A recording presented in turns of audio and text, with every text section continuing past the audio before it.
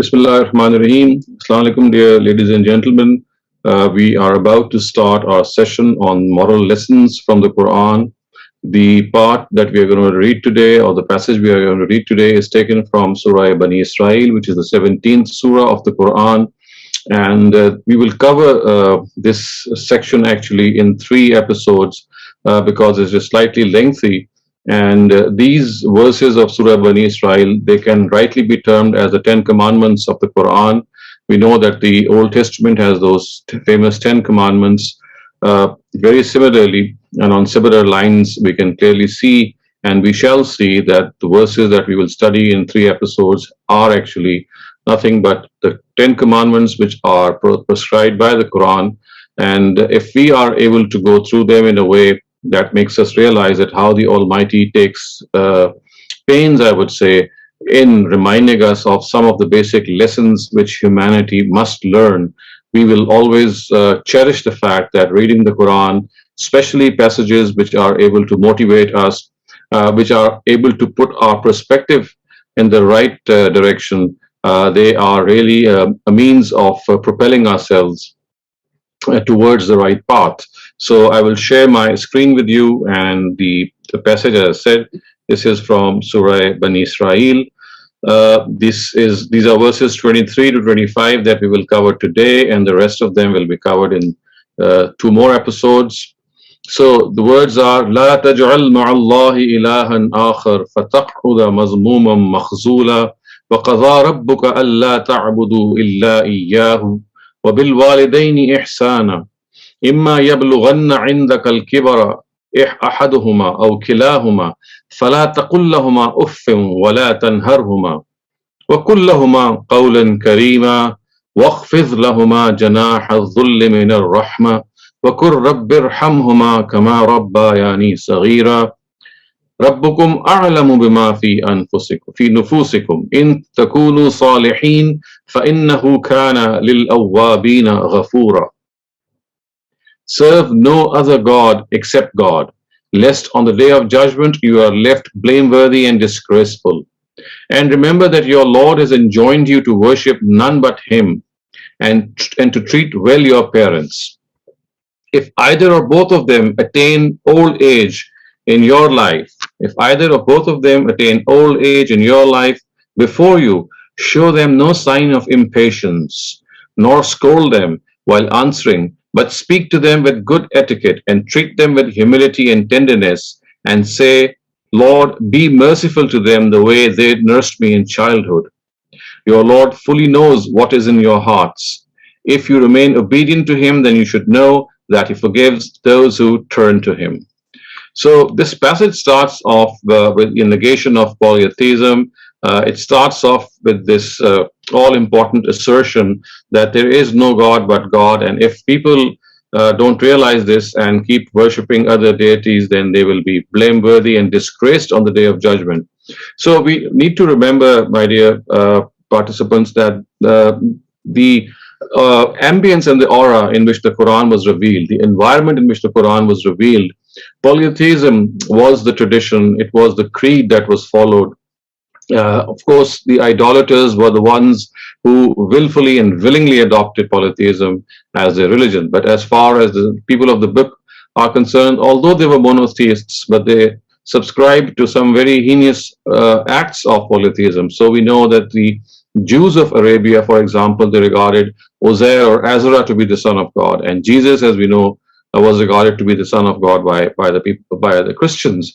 So polytheism was something which was so rampant in the era in which the Quran was revealed, that we find every second or third verse or even instance of a passage occurring in the Quran in which polytheism is always is proscribed. It is brought into discussion.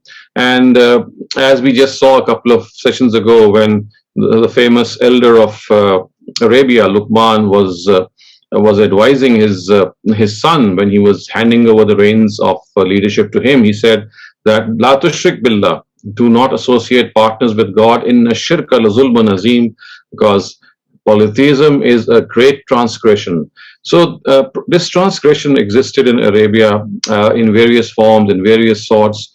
And that is why at times when today we read the Quran and we find so much mention of polytheism, people like Muslims who have a habit of reading the Quran, they do have this question arising in their minds that why is it that the Quran is always dealing about polytheism so much? So the answer is that the atmosphere and the environment in which the Quran was revealed was such that it had to be dealt in a very detailed way, and that is why we find the Quran mentioning in abundantly. And we have to understand that the Quran was revealed to the foremost addressees of the Prophet Muhammad, and these foremost addressees were plagued with this ailment.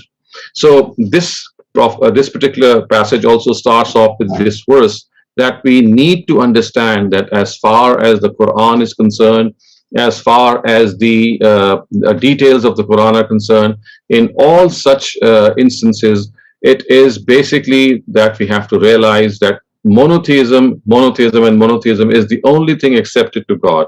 And even if the people of the book, they are ones who have actually deviated from their monotheism, but they are accepted as monotheists because they subscribe to God, they don't willfully associate partners with God, although the Almighty has not accepted their definition of monotheism. For example, the Christians do regard Trinity to be an expression of monotheism in their own peculiar way, but the Quran has said, "Inna Allah وَلَقَدْ كَفَرَ الَّذِينَ كَفَرُوا إِنَّ اللَّهَ ثَالِثُ ثَلَاثَةٍ." Those who say that God is three of the third, they have committed disbelief. So this is something that we need to understand, and when we teach Quran to our younger generations, we have to tell them that because of the fact that the Quran is also situated in a historical milieu, in a historical environment, so the topics and the subjects which come up have a lot to do with the immediate and the foremost addressees of the Quran. So this is something which the Quran says in a very vehement manner, that as far as associating partners with God is concerned, this is something that no one has any authority to do so. And that is why, as a result, it says that وَقَضَىٰ رَبُّكَ أَلَّا تَعْبُدُوا إِلَّا إِيَّاهُ وَبِالْوَالِدَيْنِ إِحْسَانًا, that your Lord has enjoined you to worship none but Him. So therefore, if there is no God but Him, if there is no other deity but Him, then it is but natural that we have to worship Him. Worship is only His right. We just cannot turn to other people. And at times we are very subtly ignoring or being careless in this worship. And this verse actually cautions and prods us and tells us that for all issues that we face, for all problems that we may face, for anything that might come to our mind, any wish, any desire, any problem, we have to turn to God. The smallest of things that we might require, we must ask God for those things, because this shows our sincerity, and this shows our involvement with the fact that we believe in one single God. And immediately after expressing His own right, what the Almighty has said is that not only you must recognize my right by worshiping me, by being obedient to me, by following what I say, the second thing which immediately follows this is that you have to treat your parents with kindness. So you can see, and this happens in the Quran in a number of instances in which the rights of God, wherever they are stated, immediately after that you'll find the rights of parents being stated. So the words are وَبِالْ وَالِدَيْنِ إِحْسَانًا. You have to treat your parents with kindness. You must tell them that as far as any difference of opinion is concerned, yes, you can have that difference of opinion. You can have a very polite discussion on any disagreement that you may have, but disrespect, being rude to them, or scolding them in any way, as we will just see the verse goes on to say, is absolutely uncalled for. So, bil walidaini ihsana, they are the ones who have brought us into existence. They are selfless people. They have sacrificed so much to not only bring us into existence, but at the same time, they are ones who have spent their own lives in a way that they have invested time, effort, energy, resources for the betterment of their children. So there is nothing which we can do even to think of repaying them. Perhaps this cannot be done, but what best can be done is to at least be thankful to them, to treat them with kindness, especially when they reach that ripe old age when they literally turn into babies, and they need the same attention as small children do, because this requires a lot of patience, and this requires a lot of perseverance, and reminding ourselves continuously that we were like them in their laps many years ago, and they never became impatient. They never forsook their duties, and they were they were very accommodating of their young children. They sacrificed their sleep, their all that they could in order to bring comfort to their children. So this is one of the very important areas which the Quran speaks of regarding the respect which parents deserve. And then it says, "Imma yablughanna indaka al-kibara ahaduhuma aw kilahuma, fala taqul lahuma uffin wala tanharhuma." So if either of both of them reach old age in your presence, so the Quran says if this happens, that they reach old age in your presence, show them no sign of impatience, nor scold them while answering, but speak to them with good etiquette and treat them with humility and tenderness. So you see, this is what the Quran has repeatedly stressed, that if you think that your parents have grown old, and because of it growing old, they have become cranky and they are fussing about things, then just remember your own past when you were very similar, and you were similarly so demanding in the laps of your parents, and behaving in a way that you would throw a lot of tantrums. So the Quran says that when either of them reach old age before you, فَلَا تَقُلْ لَهُمَا أُفٍّ وَلَا تَنْهَرْهُمَا. The word uff in Arabic means don't show disrespect. Be polite to them. فَلَا تَنْهَرْهُمَا, and don't even think of scolding them, because this is something which is absolutely uncalled for. They need your patience.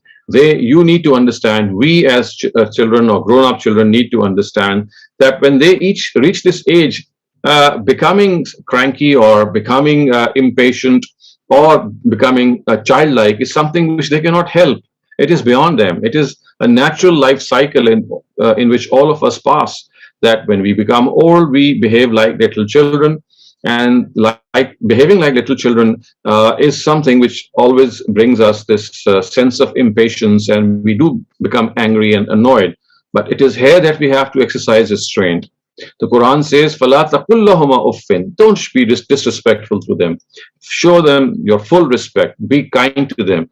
Of course, what is understood here is that parents think that they are in a position to govern you or to force you to do something. Then this verse does not condone that at all, because we know that at times this verse is used by parents because parents understand this verse, or many people understand this verse to mean that you just cannot argue in front of your parents, which actually to them means that you cannot differ with your parents. This is not the meaning of this verse. It does not say that you cannot have a difference of opinion, or parents have this authority to enforce their views on their grown-up children. So as far as grown-up children are concerned, they have all the right to decide the course of their life vis-a-vis their careers, the spouse they would like to choose, or any other major decision they would like to make. But as far as the parents are concerned, they have not been given this right that we have to obey them, even if it is against our natural desires.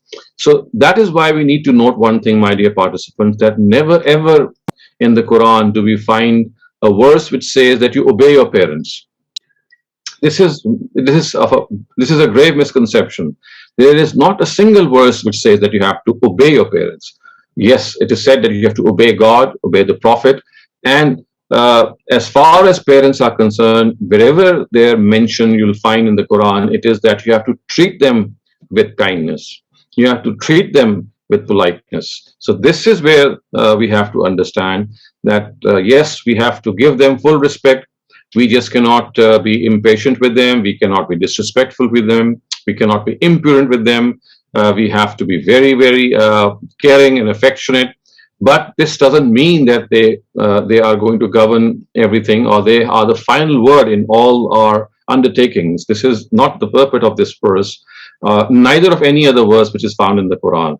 So on the one hand, children and grown-up children must learn and must realize the importance and respect their elders, especially their parents, have.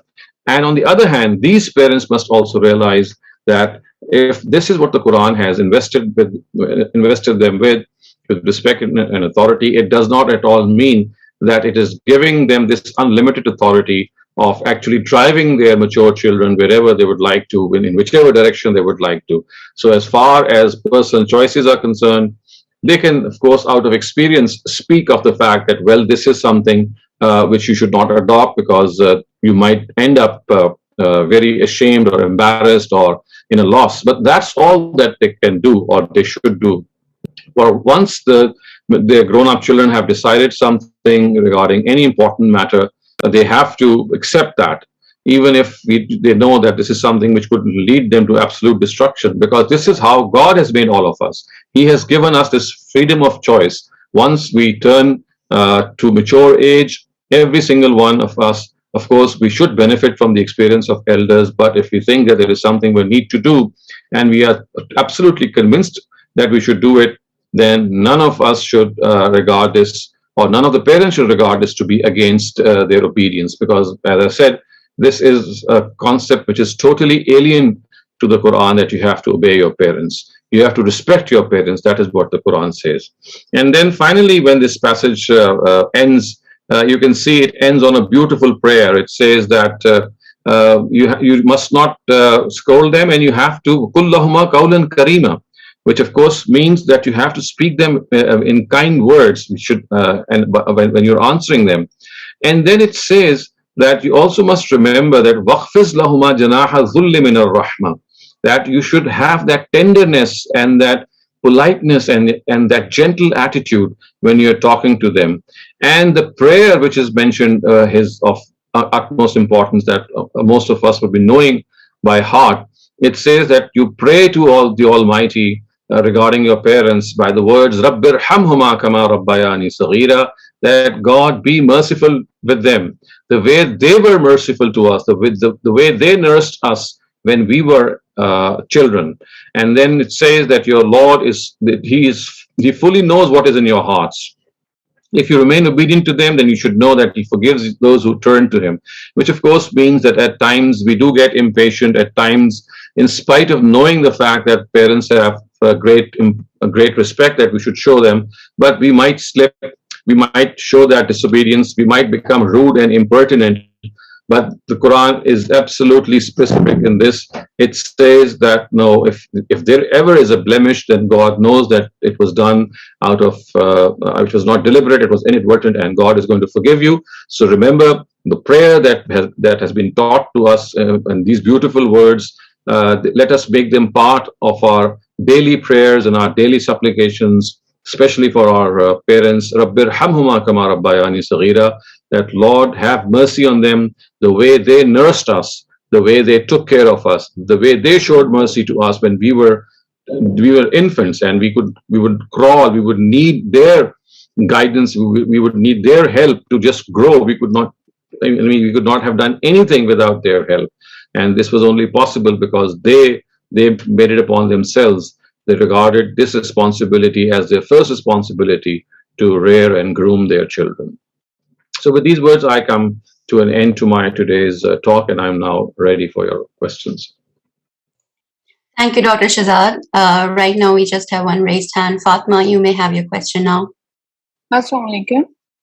My question is regarding backbiting. It's very common, this thing, backbiting, and especially in very difficult situations where relationships break or somebody divorces you and then they block you from all the forums. So the person is not approachable and you cannot directly express your anger or hurt towards him. And you end up backbiting in such difficult situations. Like you'll find a friend and you'll just vent out your anger. So how to refrain from backbiting in such difficult situations? You're absolutely right that when a person is very hurt, it is very difficult to restrain one's anger and somehow control it. But I would suggest what we have been what has been mentioned in the Quran regarding the Prophet Yaqub, regarding his son Joseph or Yusuf, when we know what happened with him and the way he was thrown into a well and the way the torture which his father had to go through. And the golden words which are recorded in the Quran are the ones, I think, which show us the way in this particular situation. And he said that Innama ashku bassi wa huzni ilallah. That God, I don't have any complaints with other people. I present my complaint, my pleading, and my sorrow before you. You take care of my broken heart. So it's like talking to God, venting your emotions, not before someone, but before God, which is the ideal. That we it's like consigning our worries to Him. It's like talking to Him.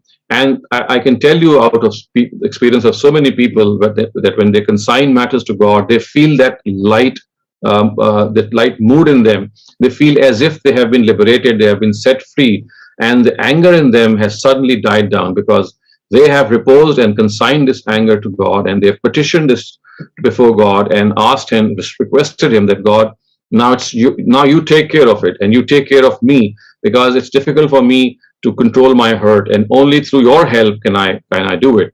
So solely by attaching ourselves to God and venting our emotions, even if we have to just talk to Him and cry before Him, one thing which helps a lot is to prostrate ourselves before Him, not just in during the prayer, but on normal occasions, on other occasions when we feel that hurt, just prostrate ourselves, go down in prostration and talk to Him. And we need to just tell Him that God, this is how we feel, or this is how I feel, and I'd like your interference and I'd like your help.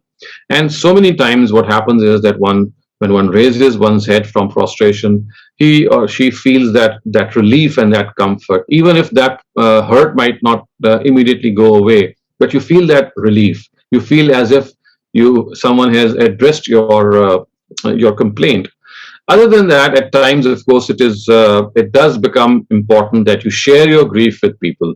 So, for example, if it is something which you need to do, and talking to God, even after that, you feel that anger in you, then of course you can vent your anger before some confidant, and that confidant should be someone who should know very well that the person against whom that you have that complaint is someone with whom you just cannot communicate your words or your grief or your hurt, because this is going to aggravate matters, and make that person also realize that the person that has hurt you, he's not totally he's not an embodiment of sin, or he's not someone who is always hurting people. So that the other side of the picture, you have some of the good points that the person might have before the person that you're confiding in also known to that person. Because you see, what happens is that when you talk to people and vent your anger, people get influenced by your emotions and they get angry the way you are angry. But it is here that you have to guard yourself, and it is here that it is best to avoid this as much as possible. But if it is not possible to avoid it, then you must actually try to balance this out by pointing out the fact that, yeah, well, yes, I am hurt by that person, but at the same time, I pray for that person, and that person has such and such qualities as well. I do acknowledge them, and I'm talking to you just to vent just to make myself relieved of my inner emotions. And precisely this is what psychologists also do, because when you are hurt to the ultimate extent and you need medical help, so when you talk to psychologists, so the history that they take exactly is something in which they ask you to describe what has happened, and then again that is something which is a confidential thing. So if the person is not a psychologist, he's a friend, someone that you confide in, then you must tell that person that this is something which is highly confidential, and it must not influence that person's opinion in a way that he is swayed against the person by whom you have been hurt. So this is like taking a lot of precautions. But as I said, because these precautions are very difficult, I mean, things do leak out, and I mean, they do have a negative effect. So the best and the ideal way would be to just confide with God, and the amount of relief that you might gain by confiding with God is something which is unparalleled. Okay. Thank you so much. This is very helpful. Can you just mention the surah and the ayat number which you mentioned? This is a very famous verse. This is in Surah Yusuf, which is the 12th verse of the Quran. You just Google it. It says, "Innama ashku bassi wa huzni Allah," that God, I present my complaint and my sorrow to my God. So just type these words, and you're bound to get the verse. It is in Surah Yusuf. Thank you. Nusrat Khwaja, I can ask you a question now. Yeah, today's topic is very touching actually. When we are young, we don't realize, but now when I look back at my life, I realize that I have been at times very disrespectful to my father, for example. Mhm. But he's gone now. Mm. I mean, how can I Right. apologize to him? Mm. Obviously, this is something of an impossibility, but all that you can do is continuously seek forgiveness from God. And when on the day of judgment you are able to meet Him, you should try your best to apologize at that time. And I can tell you that fathers and mothers are such that when they see their children in remorse and in repentance, and they feel ashamed of what they have done, 9 out of 10 times, or maybe times, they would end up forgiving you, inshallah. So just hope for the best that this happens, and at the same time, try to make amends by being a good father yourself, and teach this to your children, that important it is to respect elders, and how important it is to earn that respect. You see, respect is always commanded. It is not demanded. When you command respect, then you have an impeccable moral character. So by making amends and by teaching this to your younger generation, if you are able to, there could be some compensation that could be done. Thank you. That is a question I'm sure so many of us have in our hearts. Thank you for asking that. Dania, you can go ahead now. Yeah. Assalamu alaikum, sir. Sir, my question is the follow-up question that I hurt them by not listening to their voices or my parents. This is the line that also runs in my mind. My story is that I have earned my education from one of the best institutes of Pakistan, but when I came back to my village, I somehow found that I have to work a lot. I had to work a lot here because in the village, in the remote areas of Pakistan, most of the work is really required at the grassroots level. We have to work a lot. But being a girl in this society, I mean, I had to face a lot of challenges, and one of the challenges that I have faced is with respect to my parents, because when I went to the field, and their queries and their concerns regarding me, I'm not doubting their concern about me, but it was one of you can say one of the major clash. It is one of the major clash between me and my parents, because I want to work for the welfare of other people, and they're concerned about me that being a girl, it's not safe for me to work here in this society. So one thing that I feel that it's my moral obligation to work for the welfare of people and to deliver the knowledge and the skills and the education that I have earned, that this universe has given me. So I have to transfer that. But my parents are not very much cooperative, or you can say they are not mentally in line with the things that I want to deliver in this society. So what should I do? Well, this is, of course, a very difficult challenge and a difficult scenario, because it's more related to our cultural traditions. And in rural areas, contrary to urban areas, we have very strict traditions in which parents and elders, they have a very strict view regarding certain activities, particularly related to women and girls. And this is something of it's a huge challenge. Of course, it's difficult to present a solution outright, but what best, of course, can be done is to continue with what you like to do. And when there is a difference of opinion, or there is a chance that there would be a clash, just be very polite, be firm in what you would like to do, because this is your right. If you would like to work for the welfare of your people, this is the right that no one, not even your parents, can take away from you. God has given you this right. But at the same time, avoid clashes. And the best way to avoid this clash is not to argue back, and always tell them that, well, that I listen to you, what you have said. I will inshallah reflect on what you said, but please, I will do what I understand. Never try to avoid arguments. And if there is an argument, especially a heated one, and one of your parents or both of them get angry, just listen to them and just let them vent their anger. And what happens is that if you don't reply back, if you smile back, in fact, and if you don't give them the bad face, then slowly they also tend to realize that they are dealing with someone who is very resolute, who is very uh, he's very determined to do what she would like to do. So I think on the one hand, doing whatever you would like to do is your birthright, and this is something which God has given you. You keep on doing that, I would say, but try to do it in a way that. Dr. Shehzad, I want to share another thing that this is one of the thing or the line that I used to listen a lot. There is no need to work for these people. They don't deserve this. And you'll regret doing or investing your time on these people. I mean, and I am really concerned that isn't it like I'm not I'm not obeying them. I'm very open to this because You're not. It's not that you're disobeying them. What they are doing is they're presenting their own opinion, and they're telling you that working for other people is of no use. This is their view, in which they have every right to hold their view. And on the contrary, you can hold a different view and just tell them that, okay, I respect your views. If you think that there is no use working for such people, this is what you think. But I think that this is a productive thing, and just go on what you think you would like to do or you are doing.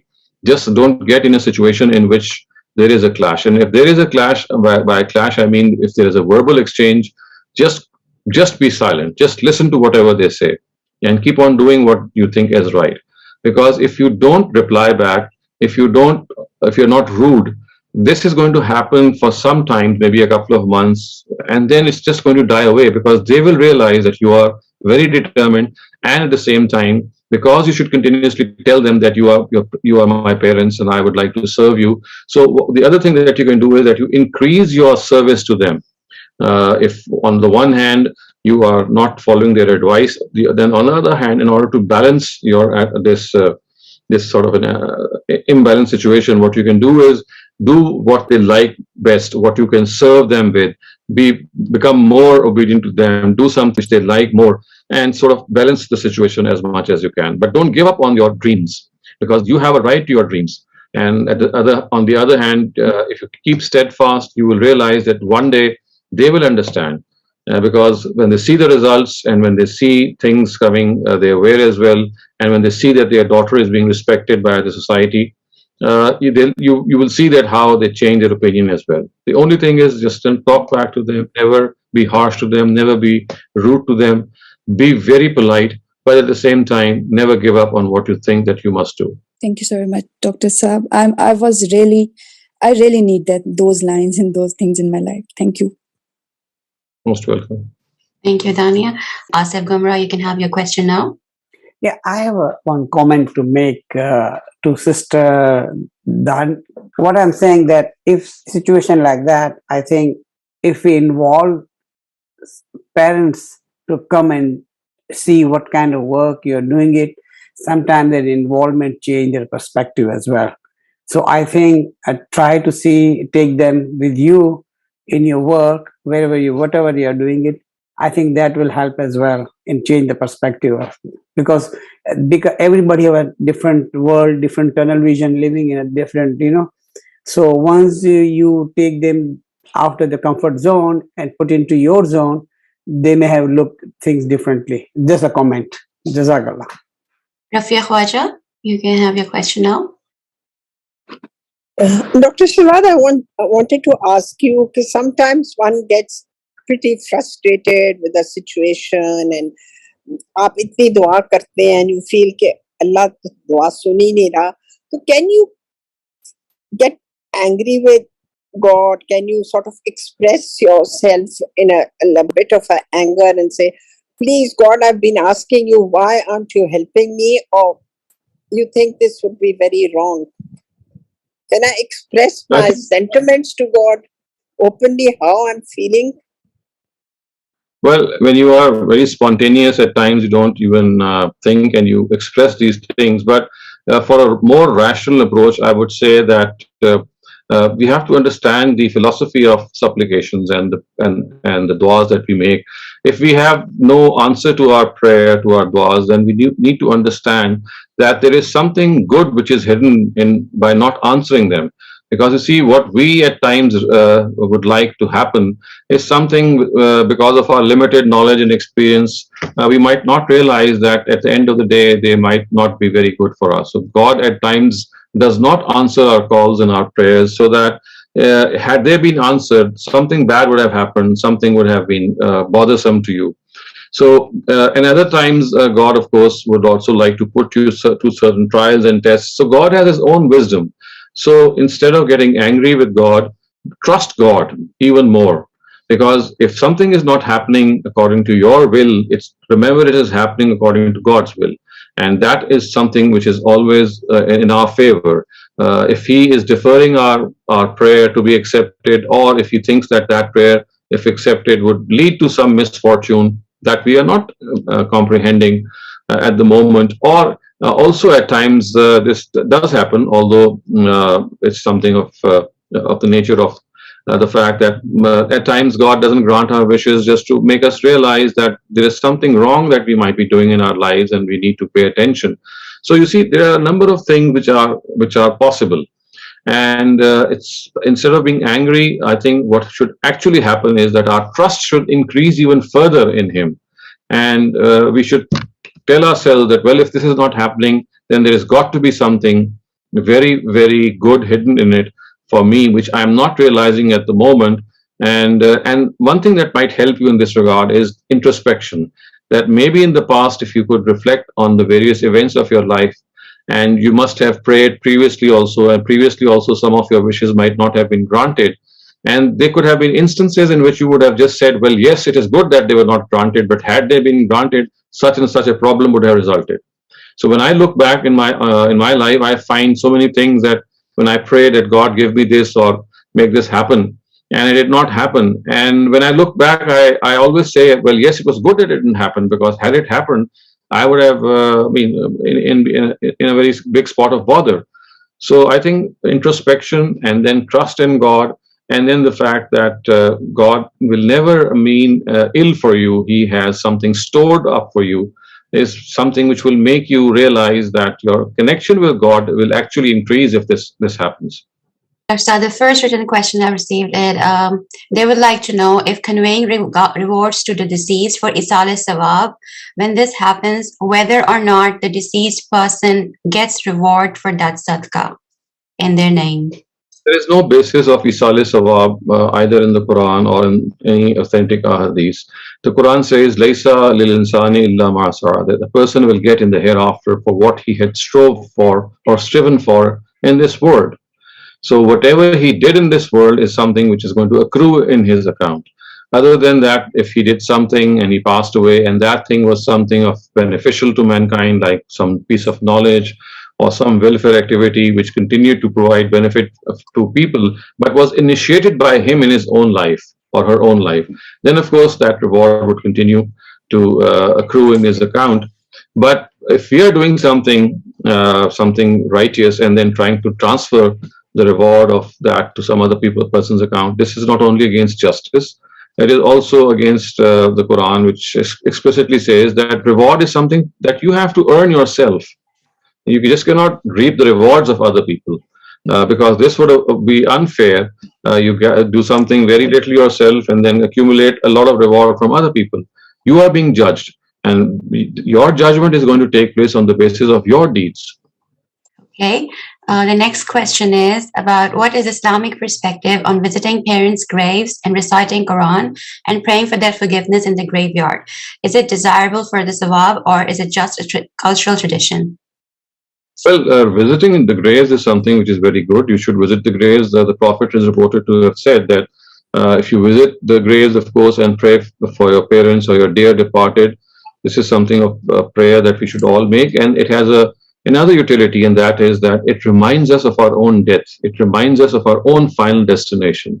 But as far as reciting the Quran is concerned on their graves, which I just said, that transferring the reward of reciting the Quran to others is something which is never was it's not found in the Quran, and it was never the practice of the Prophet. We know that so many companions died in his lifetime.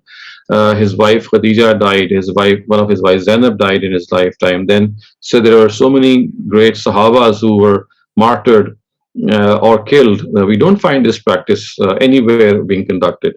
So reciting the Quran for the dear departed has no basis. Yes, visiting the graveyard is something that you can always do. It's recommended so that we are reminded of our own final destination. And women, of course, like men, both of them can, and men and women both can visit the graveyard and pay their respects to their parents or to any of their departed relatives. Thank you. Another question is it obligatory to touch fingers to the ears when we start prayer and say Allahu Akbar? It's not obligatory. You just have to raise your hands like this. So it's like this. It's like beginning the prayer by raising your hands. Whether you touch your ears or you bring them close to the ear, this is nothing of a mandatory sort. So it's like raising your hands like this. Right. So another question that I have is, would you be counted as a sinner if you hurt someone when you don't intend to, but the other person, because of your careless action or words, is hurt without your realization? You would be regarded as an inadvertent sinner if I use this word, and the thing would be that you should go to that person and apologize to that person and tell that person that you never did it inadvertently, it was never deliberate, it happened and you're sorry about it. So I think this is something which the other person would also realize, that things which are done without any intent, and they're done maybe because of some carelessness or at times because of the fact that you're not even paying attention to certain things, they do warrant this forgiveness. And I'm sure if this is done in a sincere way, people do tend to forgive such people. Another nuance of the same question has been asked there. And if you are hurt by another person's inadvertent remarks, and if you do express to them that it hurts you, and if they continue the practice and forget about it, how would you cope with it? Well, then that would not be inadvertent. So if you expressed your sorrow and told them that if you've done something inadvertent, please don't do it, and in spite of them, they're continuing with those remarks, it only means that this was not inadvertent, it was intentional. So you have a right to feel hurt then, and of course you can ask that person that this is something that if you keep on doing, I'm not going to forgive you before God. And if it is something which is of the nature of some physical injury or any other injury through which any court of law can be invoked, of course that is also an option if need be. Otherwise, if a person continues to do something, then it never remains deliberate, then it becomes something which is intentional. Okay. Who should be the preference for a woman if there is to be a choice made between her husband and her mother during the time of any need at the same time?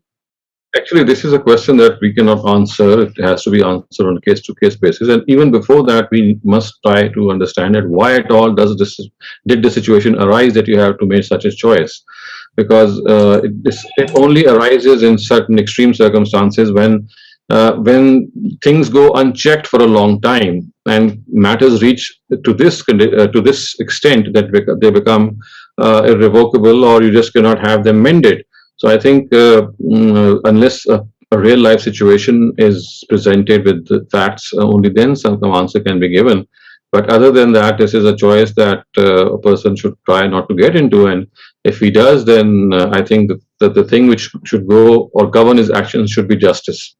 If one of them is doing injustice and making this choice happen between that person, that you choose me over the other person or choose her over me, then and that person has no other choice left. Of course, this should be avoided as much as possible. But let us suppose that there is no other choice. Then I think wherever justice lies or wherever justice points to should be the area one should select. Okay, I'm taking in a one-off question from Facebook. We usually do not take those questions, but because it's related to the topic today, kindly elaborate on how we can reverse the damage that we have already done to the relationship with our parent because of our disrespectful attitude, even when parents are not ready to give up control. If they are alive and they are in front of you, of course, the only way out is to go and apologize to them and to tell them that you are extremely sorry for what you did in the past. You misbehaved with them. You spoke back in rude words. So the best way would be to apologize to them and try to make amends by becoming extra affectionate, extra caring, and even more so by asking your own children also to show that respect. So I think you have to make amends and think of the best ways to make those amends, and only hope for the best that if you make these amends, then they would forgive you. The end of the lineup of questions for today. Okay, inshallah, we'll see tomorrow.